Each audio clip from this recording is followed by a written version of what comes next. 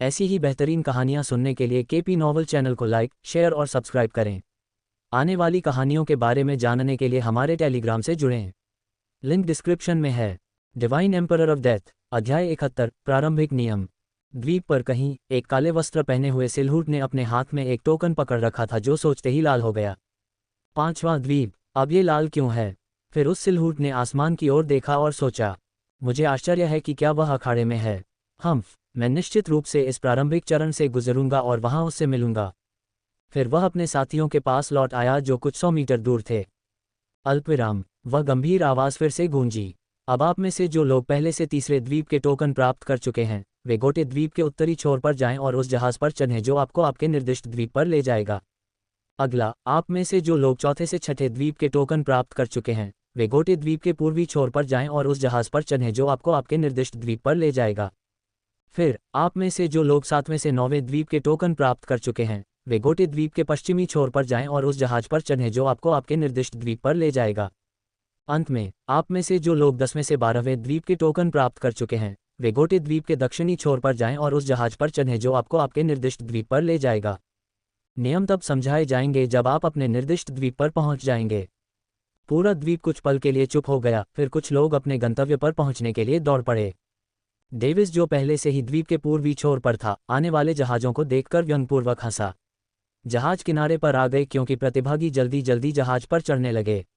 Davis और एलिया भी लापरवाही से एक जहाज पर चढ़ गए जो 5वें द्वीप पर जाने के लिए निर्दिष्ट था।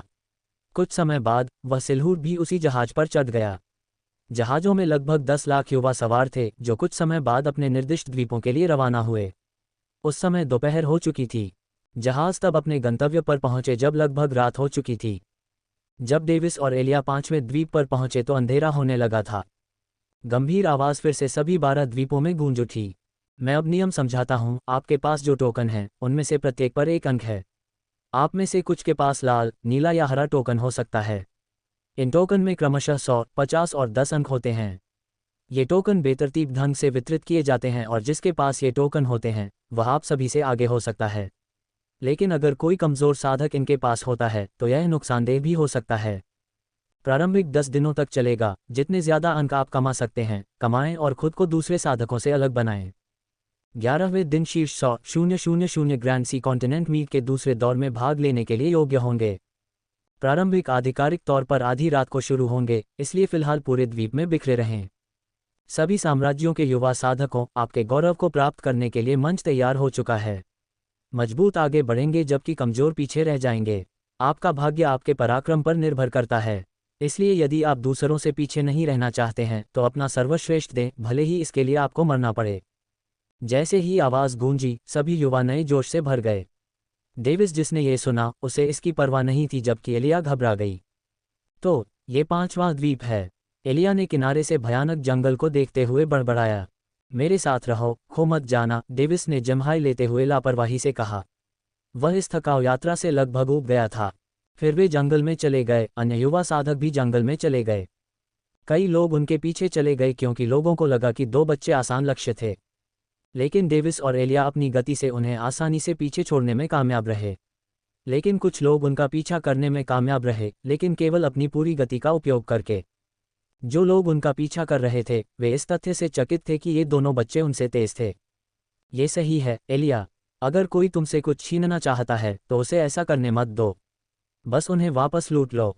अगर वे तुम्हारी जान चाहते हैं तो उनकी जान ले लो। किसी को पीछे मत छोड़ो क्योंकि यह एक दिन घातक हो सकता है। एलिया ने अपना सिर हिलाया क्योंकि उसने उससे बचने का तरीका सीखा था। लगभग 8 लोग हैं जो हमारा पीछा कर रहे हैं। जब आधी रात शुरू होगी तो तुम उनका सामना करोगे। एलिया ने ये सुना तो वह चकित रह गई। उसने पूछा, तुम नहीं आ रहे हो? मैं तुम्हारे पास रहूंगी लेकिन मैं तुम्हारी मदद नहीं करूंगी। चूंकि यह तुम्हारी पहली लड़ाई है, इसलिए अपने आप पर निर्भर रहो। अपनी ताकत से जीतो। ठीक है, मैं वैसा ही करूंगी जैसा तुम कहोगी, उसने अपनी आंखें सिकोड़ते हुए कहा। अपनी छोटी छोटी मुट्ठियां भींचते हुए उसकी आंखों से हल्की सी लड़ाई की भावना निकल रही थी। डेविस ने पहले ही अपने पीछा करने वालों की ताकत को माप लिया था, इसलिए उसे भरोसा था कि वह इसे संभाल पाएगी। डेविस ने संतुष्टि में अपना सिर हिलाया। अगर वह अभी गुस्सा करती है तो उसके पास हार मानने के अलावा कोई विकल्प नहीं होगा क्योंकि वह उसे ऐसा कुछ करने के लिए मजबूर नहीं कर सकता जो वह नहीं चाहती। जंगल में पीछा करते हुए समय बीतता गया। डेविस ने कई मॉर्टल ग्रेड जड़ी बूटियों की पहचान भी की और उसने व्यंग्यात्मक ढंग से सोचा, जैसा कि मैंने सोचा था, ऐसा लगता है कि उच्च श्रेणी की जड़ी बूटियां बहुत पहले ही साफ कर दी गई थीं। जब आधी रात होने वाली थी तब वह गंभीर आवाज़ फिर से गूंजी। अब युवा प्रतिभागी, चाहे आप लूटें या हत्या करें, अपने अंक जमा करने के लिए कड़ी मेहनत करें क्योंकि आपका भाग्य इस पर निर्भर करता है। मैं इसके द्वारा प्रारंभिक दौर की शुरुआत की घोषणा करता हूँ। समय आ गया है, डेविस ने कहा और एलिया की नज़रों से ओझल हो गया। उसने ऐसा कैसे किया? एलिया ने उसके गायब होने पर अपनी भौहें चौड़ी कर लीं। वह जल्दी से एक जगह रुकी और एक पेड़ के ऊपर चढ़कर उसकी शाखा पर खड़ी हो गई। आठों युवक उस जगह पहुंचे और ऐसा लग रहा था कि वे कुछ खोज रहे थे। अरे, वह छोटा लड़का कहाँ गया? हाँ, छोटी मालकिन, बेहतर होगा कि आप अपना टोकन दे दें। हम आपको चोट नहीं पहुंचाना चाहते। देखो, तुम्हारा दोस्त भी जो तुम्हारे साथ था डर गया और भाग गया। हाँ, बेहतर होगा कि तुम अपना टोकन दे दो, फिर हम अपने रास्ते पर चलेंगे। इन 8 लोगों ने रैंकिंग में आगे बढ़ने के लिए टीम बनाई और संयोग से उन्होंने डेविस के पास एक लाल टोकन भी देखा, जिसके कारण उन्होंने उनका पीछा करने का फैसला किया। अध्याय 72, बिना पलक झपकाए हत्या। एलिया ने ये सुना और शांत हो गई क्योंकि उनका इरादा उसे मारना नहीं था बल्कि लूटना था। 8 युवकों ने अलग अलग कवच पहने हुए थे और उनके पास अलग अलग हथियार थे जिससे वे एक समूह की तरह लग रहे थे। एलिया ने अपनी आंखें सिकोड़ लीं और खुद को संभालते हुए बहादुरी भरी आवाज में चिल्लाई, अगर तुम्हें ये चाहिए तो और मुझसे ले लो। हाँ, मैं तुम्हारी हिम्मत की प्रशंसा करती हूँ लेकिन हमारे प्रस्ताव को छोड़ना बुद्धिमानी नहीं होगी। छोड़ो, यहाँ भाग लेने वाले सभी लोगों की अपनी रीढ़ होती है। तुम उनसे यह उम्मीद नहीं कर सकते कि वे इसे सौंप देंगे। तो मैं उसका ख्याल रखूंगा। पीठ पर भला लिए एक युवक एलिया के पास आया। मैं ये कर सकता हूँ, एलिया ने खुद को तैयार करते हुए सोचा। छोटे बच्चे को धमकाना मेरा शौक नहीं है, लेकिन हम यहाँ अपनी जान की बाजी लगाकर लड़ रहे हैं। इस जमीन पर कदम रखने के लिए तुम सिर्फ खुद को दोषी ठहरा सकती हो। वह युवक जिसके पास भाला था खुली मुट्ठियों से उस पर हमला कर रहा था। ऐसा लग रहा था कि उसके पास खेती तो थी लेकिन मुट्ठी चलाने का हुनर नहीं था क्योंकि वह अपनी मुट्ठियों से साफ तौर पर अनाड़ी था। भाला चलाने वाला, उसने मुझ पर आसानी से वार किया। एलिया ने शाखा से बाहर कूदते हुए सोचा। उसने अपनी मुट्ठियां उस पर निशाना साधी और एक दूसरे से टकरा गईं। तारांकन बम! वह युवक उड़ गया क्योंकि उसे अपनी बाहों में हड्डियां टूटती हुई महसूस हुईं। अपना टोकन सौंप दो, अब जब तुम हार चुकी हो, एलिया ने धमकी भरे लहजे में नहीं कहा। हे छोटी मिस, क्या तुम भूल गई कि हम 7 लोग बचे थे? उसके सिर के पीछे एक आवाज़ गूंजी जिसने उसे बहुत चौंका दिया। उसने अपना सिर नीचे झुकाया क्योंकि अचानक एक काली तलवार ने उसके बालों के ऊपरी हिस्से को थोड़ा सा काट दिया, जबकि वह जल्दी से अपनी जगह से दूर चली गई। एलिया जो लगभग मर चुकी थी, उस दुबले पतले युवक को देखकर बहुत क्रोधित हुई जिसने उस पर चुपके से हमला किया था। तुम क्या कर रहे हो? तलवार लिए एक युवक चिल्लाया। वह तो बस एक छोटी बच्ची है, तुम उसे क्यों मारना चाहते हो? यहाँ तक कि जिस लड़के की मुट्ठियाँ टूटी थीं उसने भी उस पर चिल्लाया। तुम लोगों को बस हार मान लेनी चाहिए और जहाज पर वापस चले जाना चाहिए। अगर तुम में इतना भी दृढ़ संकल्प नहीं है तो बस अपने गृहनगर वापस चले जाओ। हॉक नामक उस दुबले पतले युवक ने उपहास में कहा। छोटी बच्ची के साथ कुछ समय तक पेश आने के कारण नई बनी यादृच्छिक टीम में भ्रम की स्थिति पैदा हो गई। उन्होंने उसके साथ क्या करना है ये तय करते हुए बहस की। आखिरकार यहाँ हर टीम या तो इस प्रारंभिक शुरुआत से बहुत पहले या बाद में बनी थी। वह सही कह रहा है। अगर तुम में इतना भी दृढ़ संकल्प नहीं है तो तुम लोगों को बस अपने टोकन सौंप देने चाहिए और चले जाना चाहिए। ये सही है। स्थिति हाथ से निकल गई क्योंकि उनके बीच एक आंतरिक लड़ाई छिड़ गई जबकि वे इस बात पर बहस कर रहे थे कि उसे मारना है या नहीं। उनका पीछा करने वाले 8 व्यक्तियों में से केवल वह युवक था जिसके पास तलवार थी और वह युवक जिसके पास भाला था उसने उसे मारने से साफ इनकार कर दिया। एलिया जिसने ये सब देखा, उसे एक भावना महसूस हुई और वह खुद पर उपहास में हंसने लगी। कितना दुखद है, वे इस बात पर लड़ रहे हैं कि मुझे मारना है या नहीं, जैसे कि मैं एक जंगली जानवर हूं। तो डेविस, मेरे राजकुमार, का यही मतलब था कि वह इतना मजबूत होने के बावजूद भी कमजोर है। इसीलिए उसने मुझे खुद को मजबूत बनाने के लिए कहा ताकि तब तक कोई भी ऐसा न हो जो मेरे भाग्य को नियंत्रित कर सके। छुरा घोंपना। तलवार वाले युवक से बहस करने वाले दुबले पतले युवक का दिल अचानक से फट गया क्योंकि उसके शरीर में बिजली दौड़ गई थी, जैसे कोई सांप अपने शिकार के अंदरूनी अंगों को निगलने पर आमादा हो। एलिया ने उदासीनता से उसकी ओर देखा क्योंकि वह उसे चींटी समझ रही थी। उस दुबले पतले युवक की आंखें लाल हो गईं जब वह गिर पड़ा, जबकि उसका दिल सड़ रहा था जिससे जली हुई गंध निकल रही थी। उसे मार डालो। उसका साथ देने वाले 2 युवक स्तब्ध रह गए, जबकि अन्य 5 युवक, जो अलग अलग कवच पहने हुए थे, उसे घेरकर चारों दिशाओं में हमला करने लगे। एलिया ने अपने आसपास की जगहों को शांति से देखा, जैसे कि अब वह निशाने पर नहीं थी। वह एक दर्शक की तरह देख रही थी जो शांत भाव से चल रही लड़ाई को देख रही थी। जब वह कोई तकनीक आजमा रही थी तो उसकी आंखें अपने आसपास की चीज़ों के प्रति उदासीन दिख रही थीं। बिजली का तूफान, उसने खुद से हल्के से कहा जब उसने उन 2 युवकों को देखा जो एक अलग रोशनी में छिप रहे थे। अचानक उसके शरीर से हल्के काले रंग की मोटी बिजली की रेखाएं निकली और वह उन युवकों की ओर उड़ी जो उस पर ज़िगज़ैग गति से हमला कर रहे थे। जल्दी से भागो, एक युवक ने डर के मारे चिल्लाया जब उसने देखा कि बिजली सांप की तरह उसके पास आ रही है। लेकिन अफसोस, एलिया द्वारा छोड़ी गई बिजली उनसे ज्यादा तेज थी, जिसके परिणामस्वरूप काली बिजली उन पर चटकने की आवाज के साथ गिर पड़ी। बिजली ने उन्हें ढक लिया और वे सुअर की तरह जल गए, जबकि हवा में जली हुई गंध फैल गई। एलिया का साथ देने वाले 2 युवक डर के मारे ऐसे जम गए जैसे उन्होंने कोई भूत देख लिया हो। उनका चेहरा बर्फ की तरह पीला पड़ गया। टोकन सौंप दो और चले जाओ। जिन 2 युवकों ने ये सुना, उन्होंने जल्दी से अपने टोकन फेंक दिए और अपनी जान बचाकर भाग गए, जैसे कि उन्हें पहले किए गए किसी बड़े अपराध के लिए माफ़ी मिल गई हो। डेविस, मैं जीत गई, देखो, एलिया ने खुशी से चिल्लाते हुए कहा, जबकि वह उनके टोकन से टोकन इकट्ठा कर रही थी, जैसे कि कुछ पल पहले कोई महत्वपूर्ण घटना नहीं हुई थी। जैसे ही उसने 8 टोकन में से आखिरी टोकन इकट्ठा किया, वह घास पर गिर पड़ी जैसे कि वह थक गई हो। लेकिन जब वह घास पर गिरने वाली थी तो एक हाथ ने उसकी कमर को पकड़ लिया और उसे गिरने से बचाया।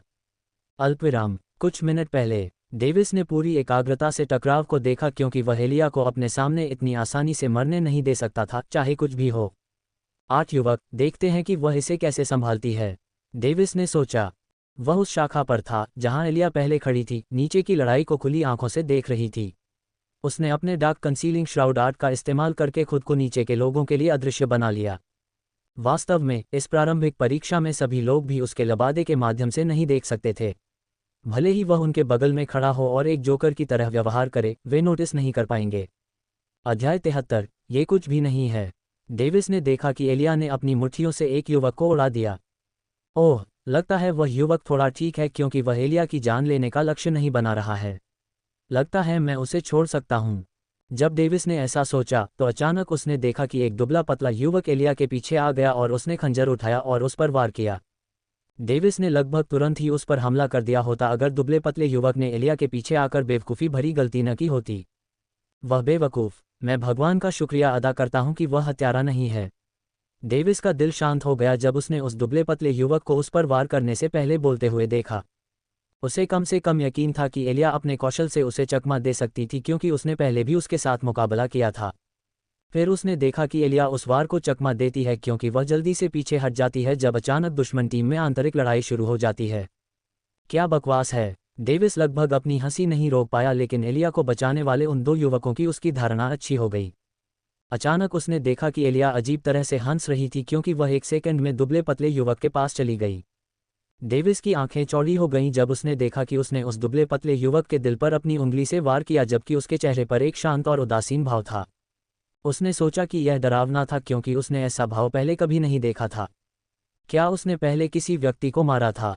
उसने सोचा और अपना सिर हिलाया। फिर उसने देखा कि वे 5 युवक जो उसे मारने के लिए तैयार थे, उसे खत्म करने के लिए उसे घेर रहे थे। डेविस ने अपनी आंखें सिकोड़ लीं और अपनी चाल चलने के बारे में सोचा। उसने सोचा कि एलिया घबरा जाएगी क्योंकि उसे पहले कोई युद्ध का अनुभव नहीं था, लेकिन उसके सामने जो दृश्य था उसने उसे रोक दिया। उसने देखा कि एलिया ने बिना किसी प्रतिक्रिया के अपने विरोधियों को भूनते हुए शांत चेहरे के साथ विलुप्त होने वाली बिजली के फैसले की दूसरी परत तकनीक का इस्तेमाल किया। डेविस का दिल लगभग उसके सीने से बाहर निकल गया क्योंकि वह इस दृश्य पर विश्वास नहीं कर पा रहा था। उसने सोचा कि वह एक ऐसे व्यक्ति में बदल गई है जिसके बारे में वह नहीं जानता। वह कब से गोभी काटने की तरह लोगों को मारने लगी। उसके मन में यह विचार आया और वह जल्दी से उन 2 युवकों को बचाने के लिए आगे बढ़ा जिन्होंने उसका साथ दिया था। फिर उसने एलिया को उन 2 युवकों को बचाते हुए देखा जिससे उसे राहत की सांस मिली। उसने सोचा और दुखी होकर मुस्कुराया। हाँ, लगता है कि मैंने जल्दबाजी में निष्कर्ष निकाल लिया। यह मेरी गलती थी, मैंने उसे जीवित रहने के बारे में इतना अधिक दिमाग लगाया कि उसने अपने प्रतिद्वंद्वी को मारने के लिए पलक भी नहीं झपकाए। फिर डेविस ने उसे एक एक करके टोकन इकट्ठा करते हुए उसे पुकारते हुए देखा। जब वह खुद को प्रकट करने वाला था तो उसने देखा कि वह अचानक गिर गई, जबकि वह जल्दी से उसका साथ देने के लिए आगे बढ़ा। बकवास, जैसा मैंने सोचा था, कौन सा इंसान पहली बार किसी जीवित प्राणी को मारने पर मानसिक रूप से थका हुआ और पीड़ाग्रस्त नहीं हो सकता। उसने सोचा कि उसके दिल में अपराध बोध है, लेकिन उसने जल्दी से खुद को आश्वस्त किया कि यह उसके लिए एक ज़रूरी प्रक्रिया थी ताकि वह जिंदा रहे, भले ही बाद में उसके साथ कुछ भी हो जाए। आखिरकार जब भी कुछ बुरा होता है तो वह हर बार उसके साथ नहीं रह सकता। अल्पविराम। एक दिन बीत गया जब प्रतिभागियों ने टोकन पाने के लिए या तो हत्या की या लूटपाट की। एक जगह जहां वनस्पतियों की भरमार थी और अनगिनत पेड़ों से भरा एक जीवंत घास का मैदान था, दो छायाएं देखी जा सकती थीं, जिनमें से एक सो रही थी और दूसरी बैठी हुई थी। ये दो छायाएं डेविस और एलिया थीं। यह क्या है? वह अभी भी क्यों नहीं जाग रही है?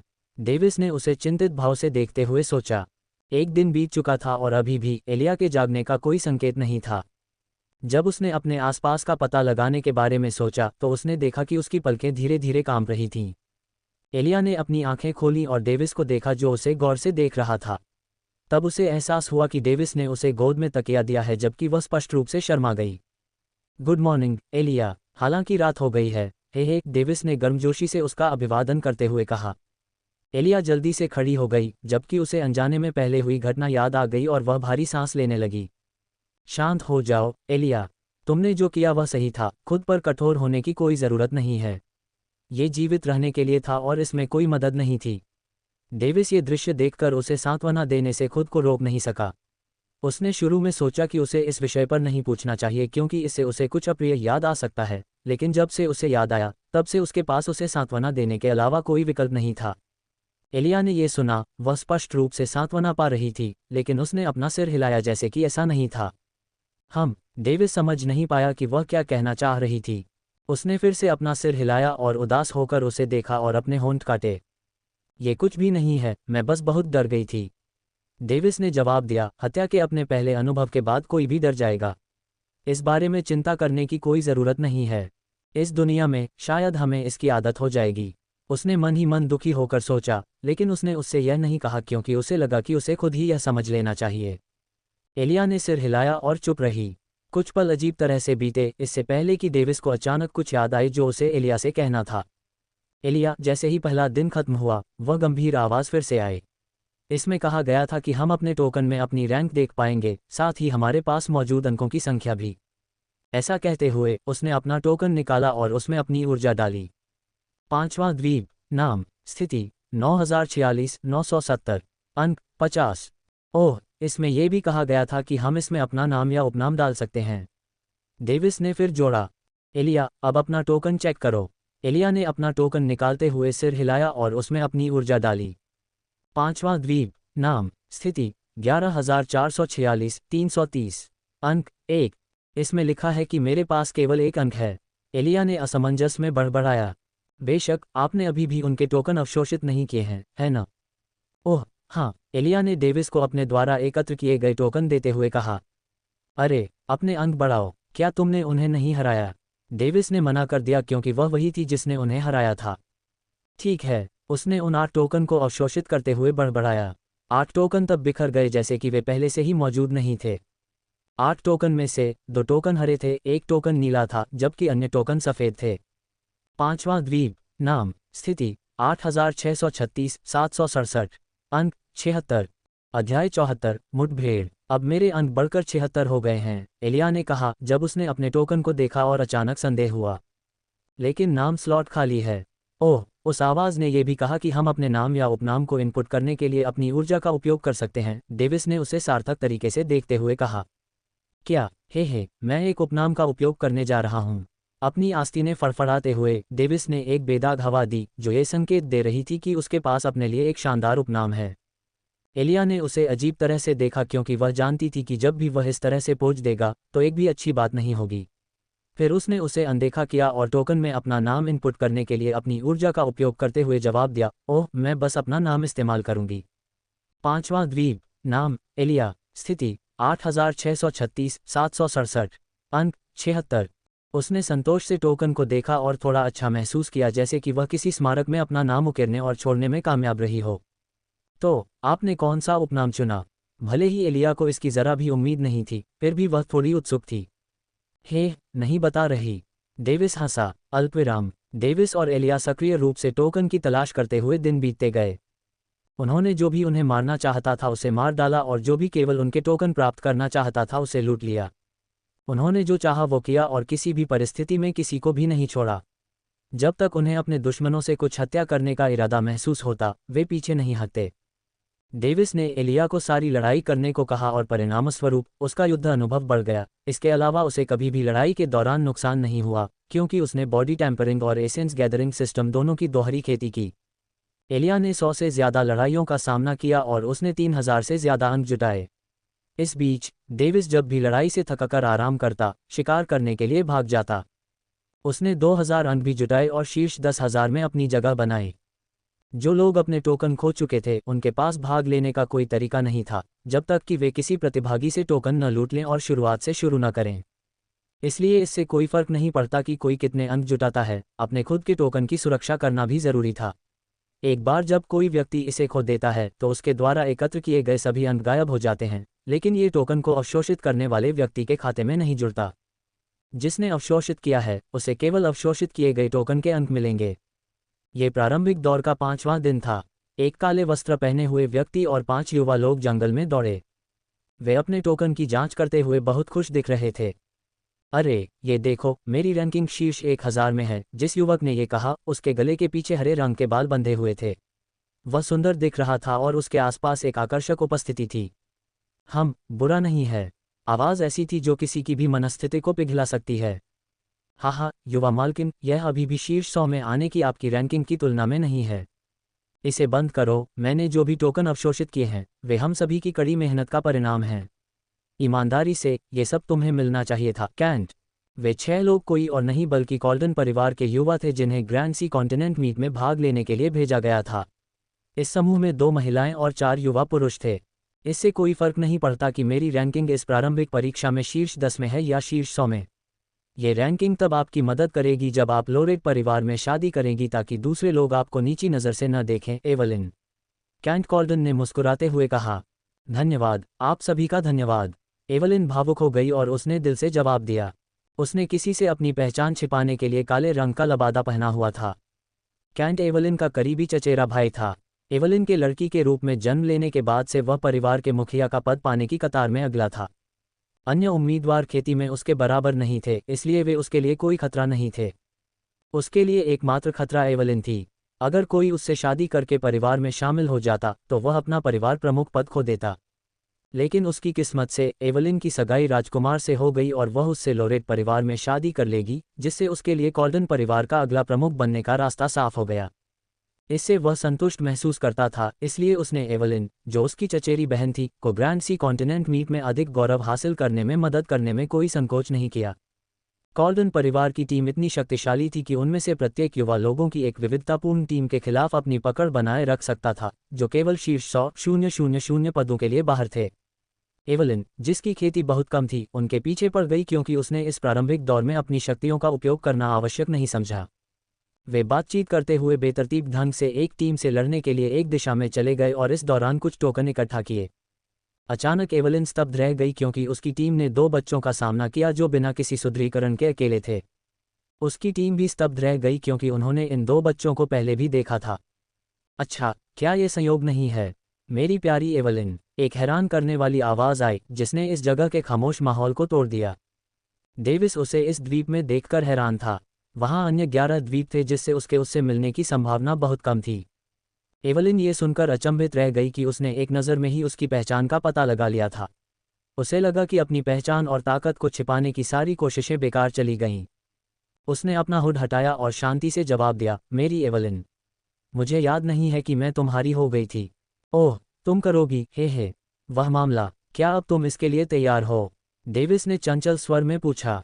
क्या तुम सच में मुझसे मुकाबला करना चाहती हो? उसने अपने शरीर से एक भूरे रंग की आभा छोड़ते हुए कहा। वह आयरन स्टेज पर पहुंच गई है। कैंट और अन्य जिन्होंने एवलिन को देखा वे उसकी साधना पर स्पष्ट रूप से चकित थे। अध्याय 75, ये पर्याप्त है। एवलिन ने कुछ नहीं कहा क्योंकि उसने गर्व से अपनी साधना का खुलासा किया। उम्मीद थी कि डेविस इस दृश्य को देखकर आश्चर्यचकित होगा। ताली ताली। डेविस ने ताली बजाई क्योंकि वह एवलिन के लिए वास्तव में खुश था, लेकिन उसने फिर भी एक चंचल स्वर में कहा जब वह उसके करीब चला गया, आयरन स्टेज को तोड़ने के लिए बधाई, मैं अभी खुशी से तुम्हारा सामना करूंगा। मुझे मत बताओ कि उसका बॉडी कल्टीवेशन तीसरे चरण में पहुंच गया है। एवलिन ने उसकी चंचल अभिव्यक्ति को देखकर भौहें सिकोड़ लीं। फिर भी वह आगे बढ़ी और खुद को एक लड़ाई के लिए तैयार किया। वह संभवतः पीछे नहीं हट सकती थी, भले ही उसे अब पता हो कि वह आयरन स्टेज में था। अपनी चाल चलो, मिस एवलिन, डेविस ने कहा, क्योंकि वह शांति से खड़ा था और लड़ाई के लिए बिल्कुल भी पोज नहीं दे रहा था। एवलिन ने ये देखा, उसने सोचा, मैं किस बात की चिंता कर रही थी? वह अभी भी एक बच्चा है। तो मैं आ रही हूँ, एवलिन ने चिल्लाते हुए कहा, जब उसने अपनी आभा से किसी व्यक्ति के विचारों को उलझाने की तकनीक का इस्तेमाल किया। ये चीख डेविस के कानों तक पहुंची, जिससे वह थोड़ा भ्रमित दिखाई दिया। एवलिन ने जल्द से जल्द उस पर हमला करने के लिए सुरुचिपूर्ण कदमों के साथ जल्दी से आगे बढ़ी। वह उसके करीब पहुंची और हमला करने के लिए अपनी नाजुक हथेलियों का इस्तेमाल किया। डेविस, जो भ्रमित दिख रहा था, अचानक उसकी हथेलियों को चकमा दे गया, क्योंकि उसने अपने छोटे हाथों से उसकी कोमल कलाइयों को पकड़ लिया। फिर उसने उसकी कलाइयों को मुक्त करते हुए उसे देखकर चंचलता से मुस्कुराया और शांति से पीछे हट गया। तारांकन सीटी। कैंट ने ये देखा, स्वीकृति में सीटी बजाई, जबकि एवलिन का चेहरा लाल हो गया। अब उसे पता चल गया था कि उसके साथ धोखा हुआ है, क्योंकि वह उसकी ध्वनि तकनीक से बिल्कुल भी प्रभावित नहीं हुआ था। फिर से इस बार उसने उन सहायक हमलों का उपयोग नहीं किया और अपनी पूरी गति और शक्ति के साथ उस पर हमला किया। फिर दोनों ने मुंह के मारे और उनके बीच जोरदार लड़ाई शुरू हो गई। लेकिन ये केवल दर्शकों और एवलिन के लिए तीव्र था, क्योंकि वह अपनी पूरी ताकत से लड़ रही थी, जबकि डेविस स्पष्ट रूप से शांत था। कुछ क्षण बीतने के बाद एवलिन स्पष्ट रूप से हिल गई, क्योंकि उसने महसूस किया कि वह अपनी तेज तर्रार हरकतों से थक गई है।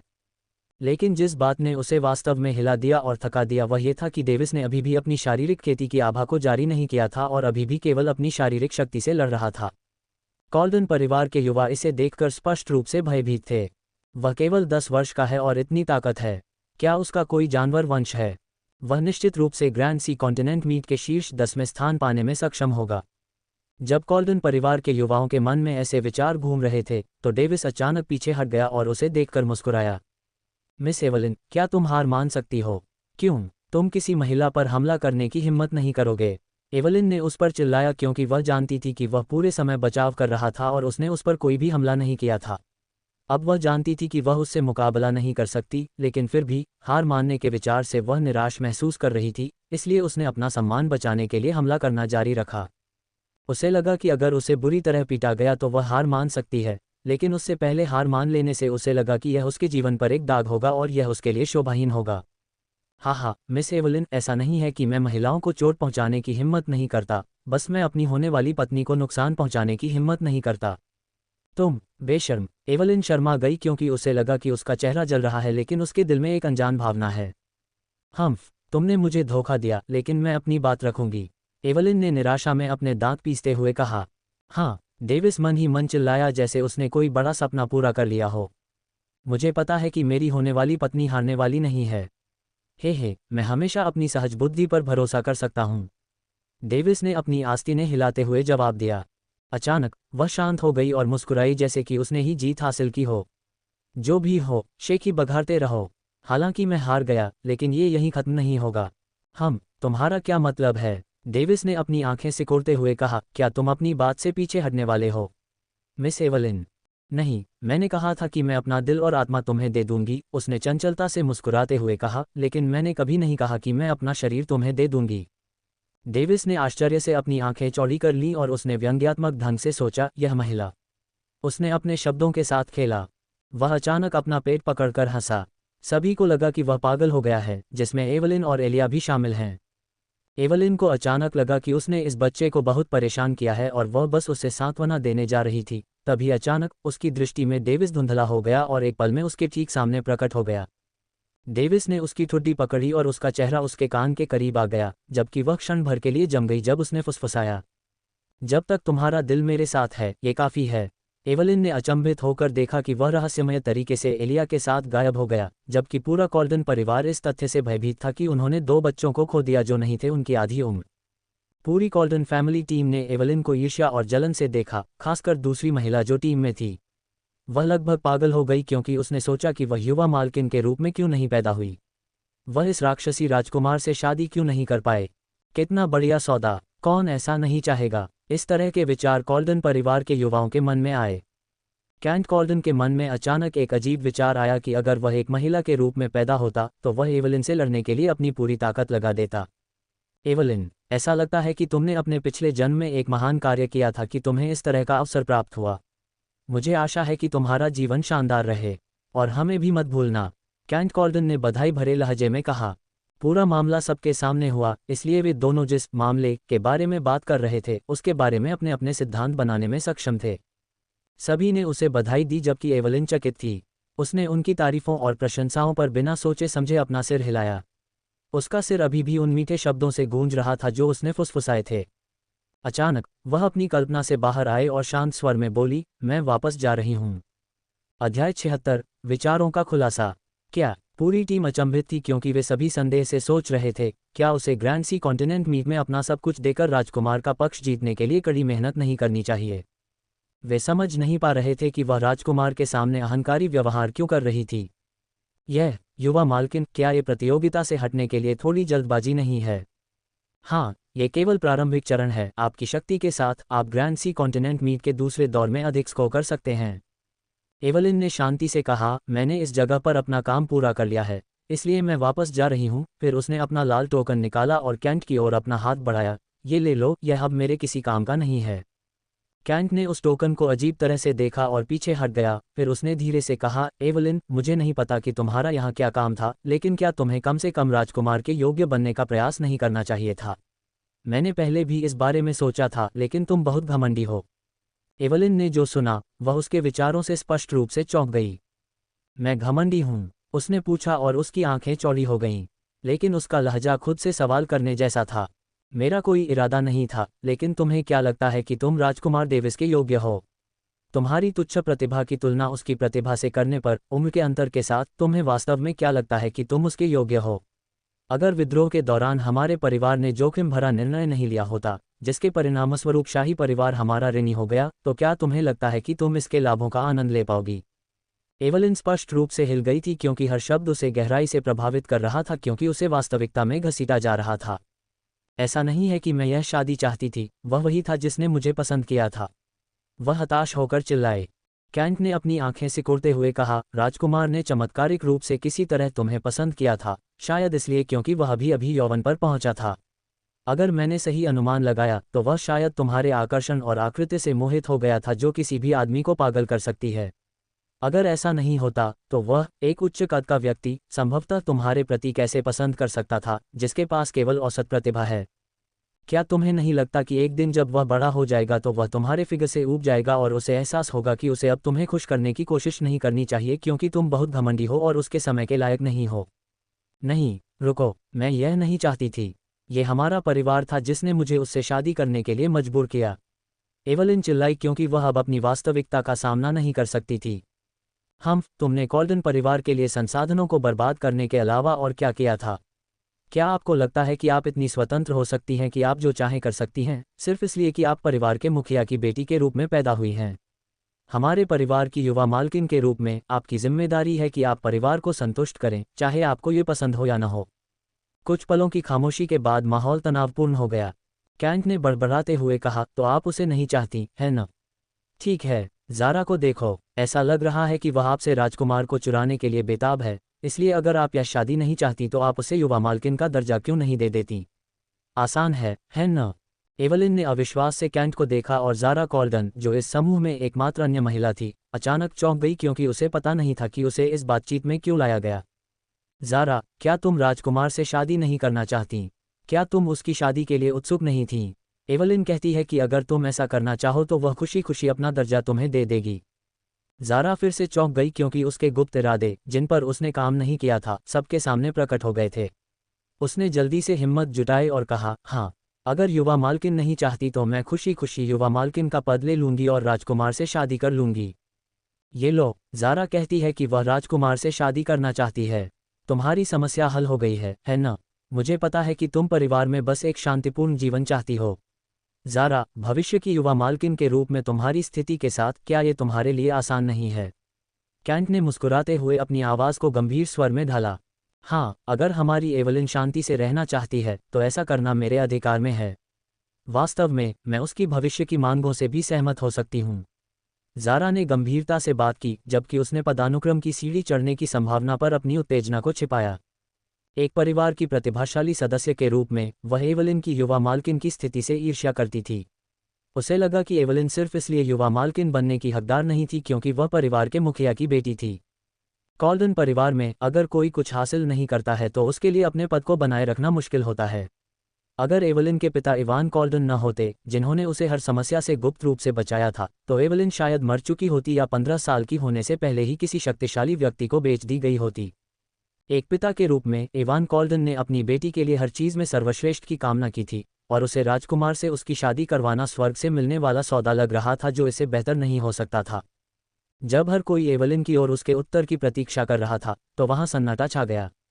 मैं एवलिन कांपते हुए हकलाने लगी। उसके चेहरे पर स्पष्ट क्रोध दिखाई दे रहा था, जब अचानक उसे लगा कि वास्तविकता उसके ऊपर डूब रही है। अचानक वह अपना संतुलन खो बैठी और पागल हो गई क्योंकि वास्तविकता ने उसे जोरदार झटका दिया। चुप रहो। तुम क्या सोचते हो कि तुम कौन हो? मैं अपना पद नहीं दूंगी। नहीं, मैं अपने भाग्यवान को सौंपूंगी। वह मेरा है।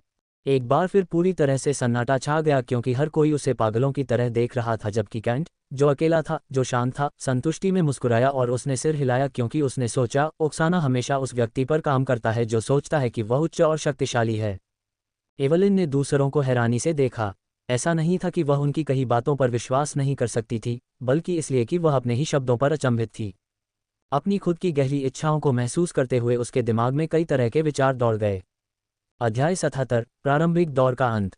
समय बीतता गया क्योंकि प्रारंभिक दौर का अंत लगभग आ गया था। डेविस इन 4 दिनों में अच्छे मूड में था। उसे खुशी महसूस हुई क्योंकि उसे लगा कि वह उस पर अपनी छाप छोड़ने में कामयाब रहा। लेकिन सबसे महत्वपूर्ण बात, उसे लगा कि उनका रिश्ता भी थोड़ा आगे बढ़ेगा। उसके बाद उसने सोचा कि पहला स्थान हासिल करना एक बोझ है, इसलिए उसने और एलिया ने टोकन की तलाश करना पूरी तरह से बंद कर दिया। उन्हें यह महसूस करने में ज़्यादा समय नहीं लगा कि उनकी स्थिति स्थिर है क्योंकि अब तक सभी कमज़ोर प्रतिद्वंद्वी प्रारंभिक दौर से बाहर हो चुके थे। इसलिए उन्होंने द्वीप का पता लगाया और दृश्यों का आनंद लिया जैसे कि वे छुट्टी पर हों। यह एक ताजगी देने वाला अनुभव था क्योंकि उन्हें खून खराबा देखने और लोगों को मारने की ज़रूरत नहीं थी। और निश्चित रूप से इस दौरान उन्हें सामान्य टीमों की तुलना में थोड़े मजबूत प्रतिद्वंद्वी मिले, लेकिन फिर भी उन्होंने उनसे लड़ने का विकल्प नहीं चुना, बल्कि दूर रहने का विकल्प चुना। ग्रैंड सी कॉन्टिनेंट मीट के बहादुर युवाओं, मैं प्रारंभिक दौर के अंत की घोषणा करता हूं। शीर्ष 100,000 स्थान अगले दौर में चले जाएंगे। बाकी लोगों को, अगर वे जीवित हैं, तो अपने निर्धारित जहाज़ों पर वापस लौटना होगा। प्रारंभिक दौर की 10 दिवसीय अवधि समाप्त होने पर पूरे द्वीप में एक गंभीर आवाज़ गूंजी। ये जारी रहा, जो लोग प्रारंभिक दौर से गुजर चुके हैं, वे गार्जियन एलायंस के झंडे वाले जहाज़ पर चढ़ जाएंगे और अपने टोकन सौंप देंगे। गार्जियन एलायंस जहाज़ का झंडा पीले रंग का था और बीच में अलग अलग रंगों की ढाल थी। ये पहले द्वीप से 12वें द्वीप तक रवाना हुआ और शीर्ष 100,000 में शामिल प्रतिभागियों को ले गया। ये बहुत जल्दी हुआ क्योंकि सभी को अपनी रैंकिंग पता थी और जहाज़ ने प्रतिभागियों को अपनी स्थिति का संकेत देते हुए एक संकेत जारी किया, जिससे उनके लिए जहाज़ की ओर जाना आसान हो गया। फिर उन्होंने अपने टोकन जहाज़ पर मौजूद कर्मचारियों को सौंप दिए और अपने निर्धारित कमरों में चले गए। जहाज़ पहले जहाज़ की तरह ही बड़ा था, इसलिए शीर्ष 100,000 प्रतिभागियों के लिए पर्याप्त जगह थी। वे सभी संतुष्ट थे क्योंकि यह एक शानदार जहाज़ था जिसमें बहुत सारे व्यंजन और सेवाएं थीं। जहाज़ में सवार युवा अपने शानदार भविष्य की कल्पना करने लगे क्योंकि जहाज़ एक नए द्वीप पर रवाना हुआ। मुझे आश्चर्य है कि दूसरे दौर में क्या होगा। अरे, उसे देखो, वह बहुत हॉट है, उससे बात करो। नहीं यार, वह मेरी श्रेणी से बाहर है। जहाज़ में तरह तरह की बातचीत चल रही थी क्योंकि हर कोई या तो हार मानकर सवारी का आनंद लेने लगा या घबराकर अपने कमरे में रहने लगा। शीर्ष 1000 पदों के लिए प्रतिस्पर्धा करने की तैयारी करने लगा। केवल कुछ लोग, जिन्हें अपनी क्षमताओं पर भरोसा था, वे बेफिक्र थे क्योंकि उन्हें पता था कि वे शीर्ष 1000 पदों पर पहुंच जाएंगे। अचानक जहाज़ में एक आवाज़ गूंजी। प्रारंभिक दौर के विजेताओं, मैं अब ग्रैंड सी कॉन्टिनेंट मीट के दूसरे दौर के बारे में बताऊंगा। दूसरा दौर जादुई जानवरों का शिकार करना है। क्या? जादुई जानवर? मुझे पता था, जो भी हो, ये लोगों को मारने से बेहतर है। जब सभी ने सुना कि उन्हें जादुई जानवरों का शिकार करना है, तो सभी की अलग अलग प्रतिक्रियाएं थीं। लेकिन ज़्यादातर लोग खुश थे क्योंकि उन्हें जीवित रहने के लिए अब बेवजह हत्याएं नहीं करनी पड़ती थीं। जहाज़ में कहीं, किसी खास कमरे में। क्या यह अच्छा नहीं है? डेविस ने पूछा। हाँ, लेकिन जानवर, मैंने उनसे पहले कभी लड़ाई नहीं की, एलिया ने विनम्रता से जवाब दिया। जिस तरह से वह लड़ाई के दौरान व्यवहार करती थी, उससे बिल्कुल अलग। चिंता मत करो, मैंने भी उनसे पहले कभी लड़ाई नहीं की है। हम एक साथ रहेंगे और उन्हें एक एक करके मारने की कोशिश करेंगे। वह गंभीर आवाज़ जो युवाओं के अपने शब्दों को पचाने का इंतजार कर रही थी, फिर से गूंज उठी जैसे डेविस के शब्दों का मजाक उड़ा रही हो। मैं समझाऊंगा कि दूसरे राउंड में वास्तव में क्या शामिल है। आप में से प्रत्येक व्यक्ति जादुई जानवरों का व्यक्तिगत रूप से शिकार करेगा, इसलिए यदि आप में से कोई भी किसी अन्य प्रतिभागी के साथ जादुई जानवर का शिकार करते हुए पाया जाता है, तो आपको बिना किसी देरी के तुरंत अयोग्य घोषित कर दिया जाएगा। लूटना भी वर्जित है क्योंकि यह राउंड केवल जादुई जानवरों का शिकार करने की आपकी क्षमता पर निर्भर करता है। जहाज में शोर मच गया क्योंकि हर कोई जिसने अपनी टीमवर्क के जरिए भाग्यशाली होने की कोशिश की, वह निराश महसूस कर रहा था। लेकिन कोई भी नियम नहीं बदल सकता, इसलिए वे सुनते रहे। द्वीप पर पहुंचने के बाद आप में से प्रत्येक को एक स्थानिक बैग दिया जाएगा, जिसमें आप उन जादुई जानवरों के कोर को संग्रहित करेंगे जिनका आप व्यक्तिगत रूप से शिकार करते हैं। जादुई जानवरों के कोर में भी निश्चित बिंदु होते हैं। निम्न स्तरीय नश्वर जानवर स्टेज कोर आपको 5 अंक देगा। मध्य स्तरीय नश्वर जानवर स्टेज कोर आपको 10 अंक देगा। उच्च स्तरीय नश्वर जानवर स्टेज कोर आपको 20 अंक देगा। शीर्ष स्तरीय नश्वर जानवर स्टेज कोर आपको 50 अंक देगा। निम्न स्तरीय पृथ्वी जानवर स्टेज कोर आपको 100 अंक देगा। मध्य स्तरीय पृथ्वी जानवर स्टेज कोर आपको 200 अंक देगा। उच्च स्तरीय पृथ्वी जानवर स्टेज कोर आपको 300 अंक देगा। शीर्ष स्तरीय पृथ्वी जानवर स्टेज कोर आपको 500 अंक देगा। निम्न स्तरीय आकाश जानवर स्टेज कोर आपको 1500 अंक देगा। मध्य स्तरीय आकाश जानवर स्टेज कोर आपको 3000 अंक देगा।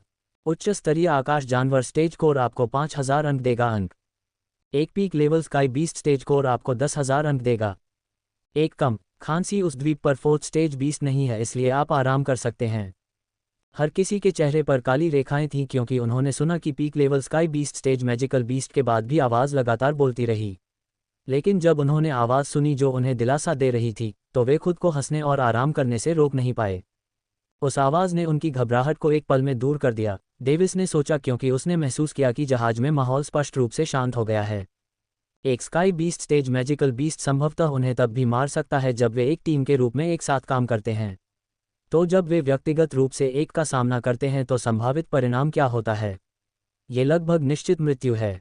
इससे वे घबरा गए और आवाज़ के फिर से शांत होने से पहले उन्हें घबराहट में डाल दिया।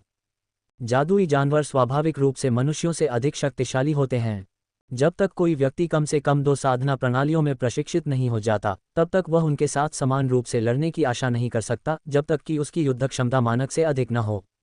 अध्याय 78। ओह एलिया, युवा प्रतिभाशाली लोगों, शीर्ष 100,000 कल्टीवेटर के रूप में आप हमारे महाद्वीप का भविष्य हैं। यदि आपको लगता है कि आपका जीवन खतरे में है, तो कृपया पीछे हटें और द्वीप के पूर्वी छोर पर जाएं। प्रारंभिक दौर में पहले से ही 5 मिलियन से अधिक मौतें हो चुकी हैं। उनमें से प्रत्येक अपने आप में आशाजनक था, लेकिन अंततः इसने उन्हें गौरव प्राप्त करने की प्रक्रिया में मरने के लिए प्रेरित किया। हर कोई मरने वालों की संख्या देखकर हैरान था, लेकिन जल्दी ही सामान्य हो गया क्योंकि यह अपेक्षित था। ऐसा हर दूसरे पिछले ग्रैंड सी कॉन्टिनेंट मीट में भी हुआ था, इसलिए किसी ने परवाह नहीं की। लेकिन उन्होंने उस आवाज़ की ओर कृतज्ञता भरी नज़रों से देखा जिसने उन्हें खतरे के करीब आने पर पीछे हटने के लिए कहा था। हालांकि डेविस ने व्यंग्य किया, हाँ, कृपया पीछे हटें। तुम लोग सिर्फ उन्हें भर्ती करना चाहते हो और उन्हें अपने नियंत्रण में रखना चाहते हो, इस प्रक्रिया में अपने अपने साम्राज्य को मजबूत करना चाहते हो। फिर आवाज़ जारी रही, हालांकि अगर तुम धोखा देते हुए पकड़े गए तो तुम नौजवानों को जादुई जानवरों द्वारा मारे जाने के बजाय हम तुम्हें मार देंगे। शीर्ष 100,000 प्रतिभागियों ने, जिनके मन में धोखा देने के विचार थे, तुरंत ऐसे विचारों को मिटा दिया। इसके अलावा स्थानिक बैग में आपका टोकन होता है और यह एक संरचना के साथ मिलकर काम करता है। इसलिए आपके द्वारा प्राप्त किए गए अंकों की संख्या स्कोरबोर्ड में अपडेट की जाएगी जो जहाज के डेक पर है। दरअसल आप युवाओं को भी कड़ी मेहनत करनी चाहिए क्योंकि मेन एरिना में एक और स्कोरबोर्ड भी है, इसलिए आपकी रैंकिंग महान सम्राटों के सामने प्रदर्शित की जाएगी। युवाओं ने शीर्ष स्थान पर पहुंचने का सपना देखते हुए उत्तेजना में अपनी मुट्ठियां भींच लीं ताकि वे खुद को दूसरों से अलग कर सकें। वे सभी सोच रहे थे कि एक बार जब वे शीर्ष 10 में पहुंच गए तो वे अपने जीवन के बाकी हिस्सों के लिए सभी प्रकार की विलासिता का आनंद ले सकते हैं। इसके बाद जहाज उस द्वीप की ओर रवाना हुआ जहां दूसरा दौर होगा। 12वें दिन आते आते समय बीत गया। दूरी पर एक द्वीप पर एक विशाल ज्वालामुखी देखा जा सकता था। डेविस और एलिया, जो डेक पर थे, विस्मय में इसे देख रहे थे। लेकिन वे जिस चीज़ की प्रशंसा कर रहे थे वह ज्वालामुखी नहीं था, बल्कि वह द्वीप था जो एक नदी द्वारा 2 भागों में विभाजित था। पूरा द्वीप ऊंचा था जबकि एक छोर पर ज्वालामुखी था जबकि दूसरा छोर एक हिमनद पर्वत जैसा दिखता था। एक बर्फ का ज्वालामुखी। डेविस विस्मय में इसे देखते हुए बुदबुदाया। उसने कभी बर्फ का ज्वालामुखी नहीं देखा था। ज्वालामुखी से पहले यह उसके लिए एक नया दृश्य था। युवा प्रतिभाशाली, हम निर्दिष्ट द्वीप पर पहुंच गए हैं। अब सबके सामने खुद को साबित करने और फाइनल में पहुंचने का समय है। द्वीप पर आगे बढ़ो। दूसरा दौर कुल 5 दिनों तक चलेगा। जितना हो सके उतने कोर इकट्ठा करो। मैं ग्रैंड सी कॉन्टिनेंट मीट के दूसरे दौर की शुरुआत की घोषणा करता हूं। जब सभी लोग जहाज से बाहर कूदने वाले थे तो वह आवाज़ फिर से गूंजी। ओह, जहाज के निकास से अपना स्थानिक बैग लेना मत भूलना। प्रतियोगियों के चेहरे पर काली रेखाएं थीं क्योंकि वे इसके बारे में भूल गए थे या उन्हें लगा कि द्वीप पर पहुंचने के बाद इसे सौंप दिया जाएगा। अचानक एक युवक निकास द्वार के सामने दौड़ा और उसने अपना हाथ एक बड़ी संदूक में डाला। उसने अपना हाथ बाहर निकाला, इस प्रक्रिया में एक स्थानिक बैग इकट्ठा किया। फिर वह द्वीप पर जाते हुए बाहर निकल गया। ये देखकर सभी युवा एक एक करके समझ गए और वे संदूकों में रखे अपने स्थानिक बैग लेने के लिए आगे बढ़े। वे सभी समझ गए कि यह एक गठन था, लेकिन ये पता नहीं लगा पाए कि यह किस प्रकार का गठन था। पहचान प्रकार का गठन। डेविस ने इसे देखते हुए सोचा। उसे संरचनाओं के बारे में इन लोगों से ज्यादा जानकारी थी। उसने लाइब्रेरी में इसके बारे में पढ़ा था। आखिरकार उसने वहां लगभग 2 साल किताबें पढ़ते हुए बिताए थे। वे छाती से एक यादृच्छिक स्थानिक बैग क्यों लेते हैं? क्या उस आवाज़ ने नहीं कहा कि हमारे टोकन भी एक स्थानिक बैग में हैं? एलिया ने उलझन में पूछा। हालांकि वह रॉयल कैसल में थी, लेकिन उसे लाइब्रेरी में प्रवेश की अनुमति नहीं थी। डेविस ने अपनी नज़र उसकी ओर घुमाते हुए समझाया, संरचना जो करती है वह आपकी ऊर्जा छाप की पहचान करना है। हर किसी की अपनी अनूठी आभा, ऊर्जा और आत्मा होती है। इसलिए संरचना जो करती है वह आपकी ऊर्जा को टोकन से मिलाती है और उसे बाहर निकालती है। तो मैं जो निकालती हूँ वह मेरा है। हाँ, तुम ऐसा कह सकते हो। हालांकि डेविस पूरी तरह से निश्चित नहीं था, लेकिन उसने मान लिया कि यह मामला था। एलिया ने सिर हिलाया क्योंकि वह समझ गई थी, लेकिन उसने अपनी अज्ञानता पर भी अफसोस जताया। उसने मन ही मन कसम खाई कि एक बार जब वह पर्याप्त ताकत हासिल कर लेगी तो वह कुछ हासिल करेगी और खुद सम्राट से पुस्तकालय में प्रवेश पाने की अनुमति लेगी। जब वह जहाज के बाहर निकलने को देख रहा था तो उसने एवलिन और उसकी टीम को बाहर निकलते देखा। वह अभी भी भाग क्यों ले रही है? क्या वह यहाँ केवल मेरे साथ युद्ध करने नहीं आई है? डेविस ने सोचा और उसने उसे असमंजस में देखा। शायद मैं गौण था और वह इस प्रतियोगिता में अपने लिए स्थान हासिल करने आई थी। डेविस खुद पर हंसा, लेकिन किसी कारण से थोड़ा दुखी भी हुआ। ठीक है, मैं उस पर भी नज़र रखूंगा, अगर कुछ हुआ तो। अचानक उसका चेहरा एक तरफ धकेल दिया गया। वह एलिया की ओर देखने के लिए मुड़ा, जो अपराधी थी जिसने उसका चेहरा धकेला था। ओह एलिया, क्या कुछ गड़बड़ है? उसने अविश्वास में पूछा, क्योंकि ऐसा पहले कभी नहीं हुआ था। उस पर गुस्सा होने के बजाय उसे खुशी हुई कि उसने उसका चेहरा एक तरफ धकेल दिया, क्योंकि उसके पास खुद उसे छूने की हिम्मत नहीं थी, एक बार भी नहीं। एलिया ने बिना कुछ कहे बस मुंह बनाया जैसे ही वह जहाज के बाहर छाती की ओर बढ़ी। मैंने क्या किया? मैं ऐसा क्यों करूंगी? ये वही है, ये वही होना चाहिए। एलिया अंदर से घबरा गई और उसे नहीं पता था कि उसने ऐसा क्यों किया। दुख की बात है कि वह केवल अनुमान लगा सकती थी। रुको, मैं भी आ रही हूँ। डेविस को पता नहीं था कि क्या हुआ था, लेकिन वह खुशी से आगे बढ़ा और उसे पकड़ लिया और खुशी से उसके बगल में चला गया। उन्होंने अपने स्थानिक बैग एकत्र किए और फिर द्वीप पर पहुंच गए। अध्याय 79, सतर्क रहना। ये द्वीप लगभग 500 किलोमीटर लंबा था और यह निस्संदेह ग्रैंड सी में एक अनूठा क्षेत्र था। इस जगह पर हमेशा कोहरा छाया रहता था, क्योंकि 2 परस्पर विरोधी तापमानों के बीच संघर्ष तब से ही चल रहा था जब से लोगों ने इस द्वीप को खोजा था। द्वीप के बाएं छोर पर समुद्र तल था, जो हर दशक में फटने वाले ज्वालामुखी द्वारा विस्तारित किया गया था। वहां छिपी हुई चट्टानें और पिघली हुई गुफाएं भी थीं, जिनका उपयोग छिपने के लिए या जादुई जानवरों के घर के रूप में किया जाता था। द्वीप का दाहिना छोर बर्फ से ढका हुआ था और भूमि छोटी छोटी पहाड़ियों से जमी हुई थी, जो ऐसा लग रहा था जैसे कि यह बर्फ के मैग्मा में समाहित हो। डेविस एलिया के साथ हाथ में हाथ डालकर द्वीप के बाईं ओर चला गया। ये जगह हमेशा गर्म रहती थी और उनकी दृष्टि का क्षेत्र काफी सीमित था, लेकिन डेविस के पास एक अनोखी आत्मा थी जिसने उसे अपने आसपास के वातावरण को स्पष्टता से महसूस करने में मदद की, इसलिए वह इस द्वीप की सुंदरता की सराहना करने से खुद को रोक नहीं सका। इसके अलावा उसने अपने आसपास एक विचित्र बग को उड़ते हुए भी महसूस किया। एक निगरानी बग, उसने सोचा और अनुमान लगाया। ये पूरे द्वीप पर था, लेकिन कीड़े काफी छोटे थे और नग्न आंखों से लगभग अदृश्य थे, लेकिन वह उन्हें महसूस कर सकता था क्योंकि उसके पास एक शक्तिशाली आत्मा थी जिसने उसे अपने आसपास के प्रति संवेदनशील भी बनाया। ऐसा कहने के बाद वह आत्मविश्वास से उसके साथ चला गया, क्योंकि वह जानता था कि वह दूसरे दौर के नियमों का उल्लंघन नहीं कर रहा था। नियमों में केवल ये कहा गया था कि प्रतिभागियों को एक साथ जादुई जानवर का शिकार नहीं करना था। लेकिन नियमों में कभी नहीं कहा गया था कि प्रतिभागी एक साथ यात्रा नहीं कर सकते। यह एक खामी थी जिसे कुछ होशियार प्रतिभागियों ने महसूस किया, जिसके कारण उन्हें अपनी पिछली टीम के साथ फिर से यात्रा करनी पड़ी। मैंने कभी नहीं सोचा था कि मैं फिर जिन द्वीप देख पाऊंगा जिसका उल्लेख शाही पुस्तकालय की एक निश्चित पुस्तक में किया गया था। डेविस ने प्रशंसा में सिर हिलाया। वह इस द्वीप पर उगने वाले अनोखे पौधे और जड़ी बूटियां देख सकता था। उनमें से अधिकांश अग्नि से संबंधित जड़ी बूटियां थीं जो कीमिया में बहुत उपयोगी थीं। उसने कुछ जड़ी बूटियां इकट्ठी की और उन्हें इस तरह फाड़ दिया जैसे वे सड़क किनारे की घास हों। इस तरह की जड़ी बूटियां उसके लिए बिल्कुल सामान्य थीं और वह जड़ी बूटियों की आंतरिक संरचना के बारे में यथार्थवादी अनुभव प्राप्त करना चाहता था। एलिया उसके पीछे पीछे चली गई और उत्सुकता से उसके चेहरे पर मौजूद गंभीर भाव को देखने लगी। उसे व्यक्तिगत रूप से लगा कि यह प्यारा था। फिर एलिया के चेहरे पर उलझन भरा भाव था जब उसे कुछ एहसास हुआ। डेविस, क्या हमें जादुई जानवरों की तलाश नहीं करनी चाहिए? तुम वहाँ क्या कर रहे हो? मैं जड़ी बूटियों की आंतरिक संरचना को देख रहा हूँ ताकि मैं कीमिया में इस्तेमाल होने पर इसके काम करने और सार के बारे में जान सकूं। डेविस ने अपना शोध जारी रखा और उसकी तरफ नहीं देखा। लेकिन क्या तुम्हें नहीं लगता कि कुछ गड़बड़ है? हम पहले से ही बाहरी क्षेत्र में हैं, लेकिन हमें किसी जादुई जानवर का सामना नहीं करना पड़ा है। ये थोड़ा अजीब है, एलिया ने चिंता में कहा, क्योंकि उसे लगा कि अब तक उन्हें किसी जादुई जानवर का सामना कर लेना चाहिए था। डेविस अचानक स्तब्ध रह गया जब उसने एलिया को पीछे की ओर इशारा करते हुए भयभीत होकर देखा। देखो, एक महान सर्प! उद्धरण चिन्ह विस्मयादिबोधक चिन्ह विस्मयादिबोधक चिन्ह विस्मयादिबोधक चिन्ह उद्धरण चिन्ह। एलिया को घबराहट महसूस हुई। आह! फिर वह तुरंत चिल्लाए और अपना सिर झुकाते हुए डेविस के पीछे भागी। कुछ क्षण बीत गए और कुछ नहीं हुआ। फिर एलिया ने अपनी आंखें खोलीं और डेविस को देखा, केवल ये देखने के लिए कि उसके चेहरे पर अपनी हंसी नहीं रोक सकता वाला भाव था। उसका चेहरा लाल हो गया और वह शर्मिंदगी से चिल्लाई, खेलना बंद करो। मुझे इस तरह मत डराओ। शांत हो जाओ, एलिया।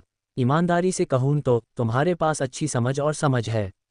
बस आराम करो और साथ ही अपनी सतर्कता बनाए रखो। मुझे पता है कि यह मुश्किल है, लेकिन ये कुछ ऐसा है जिसमें तुम्हें महारत हासिल करनी चाहिए अगर तुम एक पेशेवर जादुई जानवर शिकारी बनना चाहते हो। एक जादुई जानवर शिकारी सिर्फ एक नाम है जो लोगों ने लोगों को दिया है, जो मुख्य रूप से अपने अस्तित्व के लिए जानवरों का शिकार करते हैं। यह कोई आधिकारिक पेशा या कुछ भी नहीं है। एलिया को तब एहसास हुआ कि वह पूरे समय तनाव में थी, भले ही वह बाहर से शांत दिख रही थी। यह उसके लिए एक नया अनुभव था और एक नौकरानी के रूप में उसने जादुई जानवरों के डरावने शव देखे थे, जिसके कारण वह उन्हें जीवित घूमते हुए नहीं देखना चाहती थी। डेविस ने अपनी आत्मा की साधना के कारण अपनी इंद्रियों और धारणा को बढ़ाया था, इसलिए वह बिना तनाव के अपनी सतर्कता बनाए रख सकता था। आपने जो कहा उसमें दम है, लेकिन आप भूल गए कि हम इस द्वीप पर खुलेआम आए थे। हम 100,000 लोग जो वर्तमान में इस द्वीप के मूल निवासियों के प्रति शत्रुतापूर्ण हैं। क्या आपको लगता है कि वे जादुई जानवर हमारे द्वारा मारे जाएंगे? भले ही वे हमारी तरह सोच या बोल नहीं सकते, लेकिन उनके पास तीव्र प्रवृत्ति है। तो आप जिन जादुई जानवरों के बारे में बात कर रहे थे, वे इस तरफ के अंदरूनी क्षेत्र में भाग गए होंगे। अचानक वह एक पेड़ की ओर चलते हुए मुस्कुराया जो जला हुआ लग रहा था। कुछ बहादुर जादुई जानवरों को छोड़कर जो अपने स्वादिष्ट शिकार की तलाश में हैं।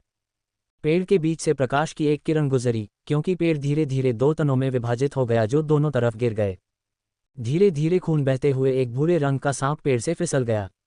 ये लंबाई में 3 मीटर था, लेकिन इसकी मोटाई काफी कम थी। इसके तराजू भूरे रंग के थे, जैसे कि वे जल गए हों। हालांकि ऐसा नहीं था, क्योंकि यह इसके लिए एक प्राकृतिक तराजू का रंग था। डेविस ने शांति से इसका नाम लिया, एक जला हुआ बोआ, एक उच्च स्तरीय पृथ्वी जानवर चरण जादुई जानवर। उसने सांप के सिर को भाले से काटकर उसके मूल को इकट्ठा किया जिसे उसने उसे मारने के लिए इस्तेमाल किया था। फिर उसने उसे देखकर मुस्कुराते हुए कहा, जब मैंने कहा कि यह एक महान सांप था, तो मैं मजाक नहीं कर रहा था सर। एलिया, जो उसके पढ़ाने के तरीके से चकित थी, ने प्रशंसा और माफी में अपना सिर हिलाया। माफ करना। डेविस मुस्कुराया, इसकी कोई ज़रूरत नहीं है, मैं बस तुम्हें जितना हो सके उतना सिखाने की कोशिश कर रहा हूँ। एलिया ने उसे खाली आंखों से देखा और सोचा, क्या यह एक शाही और एक आम आदमी के बीच का अंतर है? मुझे लगता है कि मैं कभी उस मुकाम तक नहीं पहुँच सकती। चाहे वह इसे किसी भी तरह से देखे, वह हमेशा उससे आगे रहता था, तब भी जब वे एक ही उम्र के होते थे। हालांकि उसे लगता था कि यह उनकी हैसियत में अंतर के कारण है, लेकिन उसने इसे इसका कारण नहीं माना और महसूस किया कि ऐसा नहीं है। अचानक उसे कुछ समझ में आया और उसके चेहरे पर एक मजाकिया मुस्कान थी। मैं कितनी बदसूरत हूँ, बिना ये जाने कि मैं खुद को बेहतर बनाने के लिए उसकी दयालुता का फ़ायदा उठा रही हूँ। यह मेरे लिए बहुत अहंकारी था कि मैं हमेशा उसके साथ रहने के बारे में सोच भी नहीं सकती। उसे डांटना तो दूर की बात है। अध्याय 80 एलिया का संकल्प। जब एलिया को एहसास हुआ कि उसने डेविस के साथ दोस्त जैसा व्यवहार करना शुरू कर दिया है तो वह खुश होने लगी और लगभग उसी समय उसे डर भी लगा। उसे खुशी हुई कि वह एक अच्छा जीवन जी पा रही है, लेकिन डर भी लगा क्योंकि उसे छोड़ दिए जाने का डर था। डेविस के बारे में उसके मन में जो विचार थे उसके अलावा यह उसके लिए लगभग स्वर्ग जैसा था। लेकिन एक गलत कदम और उसे लगा कि वह नरक में जा सकती है। उसे, भले ही वह डेविस के साथ दोस्त जैसा व्यवहार करती थी, लेकिन ये स्वाभाविक नहीं लगा। अपने भाग्य पर एक दास नौकर के बंधन के साथ उसकी स्मृति में हमेशा एक अवचेतन सीमा होती थी जो उसे उसकी स्थिति और पद के बारे में याद दिलाती रहती थी, जिससे डेविस के साथ दोस्ती करना वास्तव में मुश्किल हो जाता था। तुम बहुत दयालु हो, एलिया ने बड़बड़ाते हुए कहा और उसके चेहरे पर अनायास ही आंसू टपकने लगे। डेविस का चेहरा एक अजीब भाव में बदल गया क्योंकि उसे लगा कि उसकी शिक्षण पद्धति बहुत आगे निकल गई है। फिर एलिया ने अपनी कलाई से अपने आंसू पोंछने शुरू कर दिए, जबकि शर्मिंदगी से उसका चेहरा फिर से लाल हो गया। उसे लगा कि उसने खुद को हंसी का पात्र बना लिया है। हा हा हे स्टर हा हा हा हा हा। अचानक एलिया चौंक गई क्योंकि उसे अपनी कमर पर गुदगुदी महसूस हुई, जिससे वह अचानक एक बेवकूफ़ की तरह हंस पड़ी। 10 उंगलियां एक साथ उसकी कमर को उत्तेजित कर रही थीं, जिससे उसे एक गुदगुदी और सुखद एहसास हो रहा था, जिससे वह मरने के लिए बेताब हो गई और वह एक बेवकूफ़ की तरह हंसने लगी। हा हा हा हा स्टॉप डेव, हा हा बस हंग। एलिया का पैर फिसल गया और वह पीछे गिर गई। जब डेविस रुक गया और उसे सहारा देने के लिए अपनी बाहों को उसकी पीठ के चारों ओर घुमाकर कमर से पकड़ लिया। एलिया की सांसें भारी थीं और वह हवा के लिए हॉर्न रही थी। उसके चेहरे पर मुस्कान थी और उसके गालों पर भारी लाली थी। ठीक है, तुम्हें बस अपने चेहरे पर मुस्कान रखनी है। कृपया मेरे सामने इतना उदास चेहरा मत बनाओ। इस बार डेविस शर्मिंदा था और उसने अपना चेहरा दूसरी तरफ घुमाते हुए कहा, वास्तव में मेरे सामने न होने पर भी उदास मत होना। मैं हमेशा तुम्हारी रक्षा करूंगा, चाहे तुम कैसी भी इंसान हो। उसकी आंखों से फिर से आंसू बहने लगे, जिसे रोकने का उसके पास कोई रास्ता नहीं था, लेकिन इस बार वह रोते हुए भी मुस्कुरा रही थी।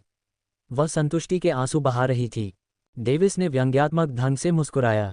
वह केवल उसे दिलासा देना चाहता था और उसे रोना बंद करवाना चाहता था। प्रारंभिक दौर में उसके साथ बिताए समय के दौरान उसे लगा कि वह थोड़ी बदल गई है क्योंकि उसका चरित्र और उसकी हरकतें थोड़ी अलग थीं। उसे बस थोड़ा सा महसूस हुआ और वह इस पर अपना हाथ नहीं रख सका, जिसके कारण उसे विश्वास हो गया कि वह किसी तरह के आंतरिक संघर्ष का सामना कर रही है जिसके बारे में उसे पता नहीं था। उसे ऐसा लग रहा था कि वह बकवास कर रहा था, न जाने उसके दिमाग में क्या चल रहा था। बिना जाने वह अपनी गैर मौजूद सामाजिक क्षमताओं के साथ केवल कुछ सहज शब्द ही बोल सकता था। डेविस ने आह भरी, ये सब मेरी गलती थी, तुम्हारे लिए इन सब चीज़ों का अनुभव करना बहुत जल्दी था। मम। उसके होंठ पर एक नाजुक उंगली रखी गई थी जिससे वह अपना मुंह खोलने में असमर्थ था। जैसा कि तुमने पहले कहा था, यह मेरे लिए अपनी प्रतिष्ठा और हैसियत बढ़ाने का एकमात्र तरीका है। वह एक पल के लिए रुकी और आगे बढ़ने से पहले सोचने लगी, और अगर मैं तुम्हारे साथ हो सकती, मैं बीच में नहीं रुकती। इसके अलावा तुम्हारा क्या मतलब है कि मेरे लिए इन चीज़ों का अनुभव करना बहुत जल्दी था? क्या तुम मेरी ही उम्र के नहीं हो, प्रिंस डेविस? उसकी आवाज़ डांटने की बजाय मजाक करने वाली थी। डेविस के चेहरे पर एक व्यंग्यात्मक मुस्कान थी और उसने उसके इस सवाल का जवाब नहीं दिया। ऐसा कोई तरीका नहीं था जिससे वह अपनी उत्पत्ति के बारे में बता सके या उनका रिश्ता अब पहले जैसा नहीं रहेगा। और तुम मुझे कब रिहा करने जा रही हो? उसकी आवाज़ में एक हल्की शर्मीली आवाज़ थी जिससे वह एक प्यारी परी की तरह लग रही थी। थोड़ा हंसते हुए उसने अपनी बाहें उसकी कमर से हटाते हुए उसे अपना संतुलन वापस पाने में मदद की। चारों ओर एक अजीब सी खामोशी छा गई। अचानक एलिया बोली, चलो शिकार पर चलते हैं, और इस बार मैं डरूंगी नहीं या पीछे नहीं हटूंगी। उसका चेहरा शांत था, लेकिन उसकी आंखें साफ थीं, जैसे कि उसने अपने भीतर के संघर्ष को सुलझा लिया हो। डेविस ने उसकी ओर देखा और मुस्कुराया, अच्छा। लेकिन अचानक कुछ सोचा और बोला, तुम्हें खुद ही शिकार करना होगा, यह मत भूलना। एलिया हैरान दिखी, लेकिन उसके चेहरे पर मुस्कान आ गई क्योंकि उसे नियम याद आ गया। ठीक है, मैं उस पर निर्भर नहीं रह सकती। तो फिर मुझे गाइड करो, एलिया ने कहा और एक दिशा में चलना शुरू कर दिया। जरूर, कोई समस्या नहीं, डेविस ने साथ साथ चलते हुए कहा। वे जिस दिशा में जा रहे थे वह ज्वालामुखी पर्वत का आंतरिक क्षेत्र था। दूसरे दौर की शुरुआत के 4 दिन बीत चुके थे। गोटे द्वीप मुख्य अखाड़े में प्रतियोगिता के दूसरे दौर की बातचीत पर चर्चा होने के कारण लोग बहुत व्यस्त थे। लोग यहाँ रुके और विभिन्न घटनाओं के बारे में बात की क्योंकि ऐसा लगता है कि वे कभी भी विषय से बाहर नहीं निकलते। मुख्य कारण ये था कि वे बोरियत से मुक्त हो पाए क्योंकि गहन संरचना ने फिर जेन द्वीप की स्थिति और घटनाओं को उन कीड़ों के माध्यम से प्रक्षेपित किया जो पूरे द्वीप की निगरानी कर रहे थे। ओह, उस नीले वस्त्रधारी युवक को देखो जो पूरी ताकत से क्रिम्सन ऐप को हरा रहा है। उसने निश्चित रूप से बॉडी कल्टीवेशन सिस्टम में प्रशिक्षण लिया होगा और कम से कम लो लेवल आयरन स्टेज तक पहुंचा होगा। मैं इस व्यक्ति को जानता हूं। क्या वह लोरेट साम्राज्य से नोलन परिवार का यंग मास्टर नहीं है? नोलन परिवार का यंग मास्टर? मुझे लगता है कि उसे केविन नोलन कहा जाता था। फिर उन्होंने स्कोरबोर्ड चेक किया, जिसमें उसका नाम 13वें स्थान पर था, जिसका स्कोर 14,500 था। केवल कॉल्डन परिवार ही नहीं, बल्कि सभी साम्राज्यों के सभी प्रसिद्ध और कुलीन परिवारों ने भी ग्रैंड सी कॉन्टिनेंट मीट में भाग लिया था। आखिरकार यह उनके लिए अपनी ताकत और प्रसिद्धि बढ़ाने का एक अवसर है। उसके जैसे प्रसिद्ध युवकों की विभिन्न बातचीत पूरे अखाड़े में सुनी जा सकती थी। यहाँ तक कि सम्राट और शाही परिवार के प्रतिभाशाली लोग भी उन्हें अपनी आंखों में कुछ दिलचस्पी के साथ देखते थे। लेकिन कोई बात नहीं, उनकी सभी आंखें एक खास व्यक्ति पर केंद्रित थीं। सम्राट ट्रिटोर के चेहरे पर पूरे समय मुस्कुराहट का भाव था। फिर अचानक उसने मजाकिया लहजे में टिप्पणी की, दूसरे दौर की शुरुआत के बाद से 4 दिन बीत चुके हैं, लेकिन ऐसा लगता है कि आपके बेटे ने सिर्फ एक पीक लेवल अर्थ स्टेज बीस्ट को मारा है, जिससे उसे 500 अंक मिले हैं। यहाँ तक कि उसकी नौकरानी ने भी बहुत से जानवरों को मारा है। ऐसा लगता है कि वह मुख्य रूप से उसका अनुसरण और निर्देश दे रहा है। इस दर पर क्या वह शाही उत्तराधिकारी के पद के लिए असफल नहीं होगा?